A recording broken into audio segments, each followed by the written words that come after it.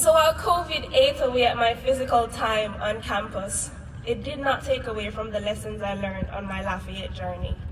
And the biggest lesson is that good things take time. Oh, yes. Earlier this semester, my friend Sammy and I, we started a new routine of getting up in the morning at 6:15 for a workout in the gym. And recently, I had the bright idea to spice things up. I had an afternoon run at about 2, 3, 4 miles, just for a little change. I went to her with the idea, and she immediately agreed. At this point, I think it's important to mention 2 things. I'm Jamaican, so sprinting comes naturally to me. Yeah, it's what we do. Yeah, man. But Sammy, on the other hand, is Kenyan. Long distance runs belong to her. On the day of our run, it was going good. We started downhill. I was cruising. I was setting the pace as I normally do. And everything was going great until we were nearing mile 2. I started to feel the palpitations of my heart in my mouth, the fatigue in my legs. Everywhere started to hurt, even my ears.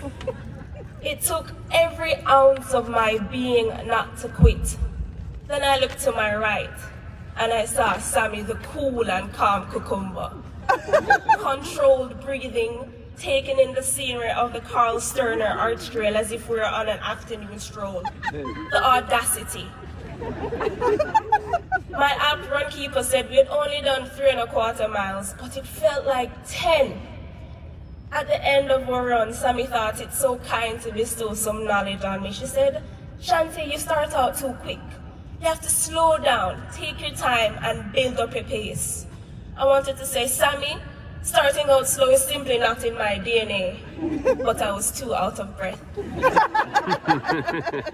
Anyways, I took the idea and I started to think about it and realized that the world that we live in right now, it doesn't value the slow and steady, but instead it glamorizes the instant, the quick and easy. But when you think about it, anything truly good, the best companies, the best stories, the best assignments and projects that we've turned in, they've all taken a little longer to perfect. So I think if we want to live the best lives, the ones that are impactful and wholesome and good, then we have to learn to embrace the power of the slow and steady. And at risk of getting my Jamaican card rejected, I encourage you to be a long-distance runner in a world of sprinters. I encourage you to be an overnight marinated meal in a world of microwavable. And I encourage you to be a handwritten note card in a world of instant messages.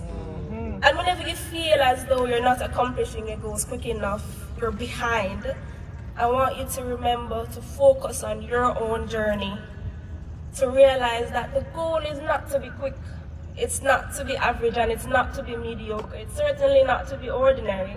The goal is to be good. The goal is to be good, and remember that good things take time. Thank you. Yeah, man.